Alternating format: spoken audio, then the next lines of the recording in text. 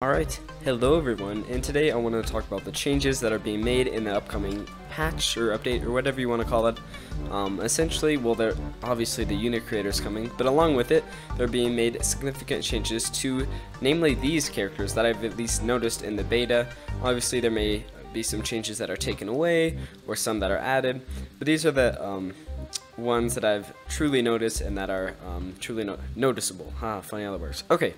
To start off with, we have the Jarl. Let me real quick remove all these guys. The Jarl, there's a new mechanic called Enraged. I don't exactly know what it does. I think it buffs damage and maybe attack speed. Hopefully we can get it to trigger here. So it increases his speed, and it looks like his attack speed. And there's the Ice Arena. So, but now the Jarl is much more expensive. He is now the boss unit for his faction, the Vikings, coming in at $1,500 instead of the $850 that used to be. Next on our list, I think that's it for the regular faction changes. Now we move on to the secret faction. The ones that I've noticed besides cosmetic, obviously, some things have gotten a cosmetic change, like the Teacher's Sword. But the thing that I've noticed is Vlad now has an Impale attack. Like, he already had the Impale attack, right? But hopefully we can get it to trigger here. And there we go. Spikes come up out of the ground, impaling units. If it doesn't kill them, then it leaves them immobile for a while. I found it to be quite buggy, but I think it is a pretty fun and interesting feature. However, this has buffed its price from 1,000 to 1,800, which, you know, is pretty significant. Next is Blackbeard, which he has this new cannon barrage ability, which works really well on a group of enemies. I shouldn't say it works well. It's supposed to work well on a group of enemies. The thing is, I don't think it really does a ton. There it goes, the cannon barrage. Obviously, it's doing some damage there, but not too much. And it buffed his price significantly. I think he only used to be 2,000, or maybe no. I think that he used to be 2,500, so only by $100. But it actually hurts him too. Look, he literally just killed himself right there with his own cannon barrage. Also, it doesn't look like cannons. It looks like catapult bolts, which it is the model for. At least it looks like the model for it. Which hopefully they'll change or fix.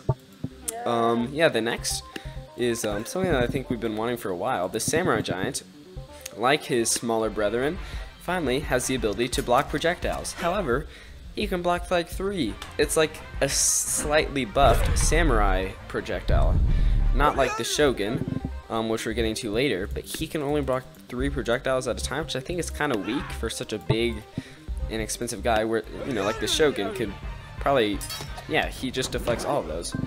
We're getting to the Shogun in a bit. I just want to go through them in order so this makes sense. So yeah, Samurai Giant, he may have been buffed in other ways, but that's the only noticeable one.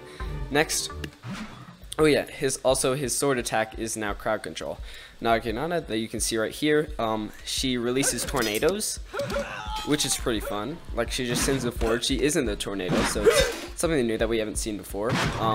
It also has that leaf effect that we'll be seeing later, and she can also block projectiles, like her samurai brethren, although not very many, like the other guys.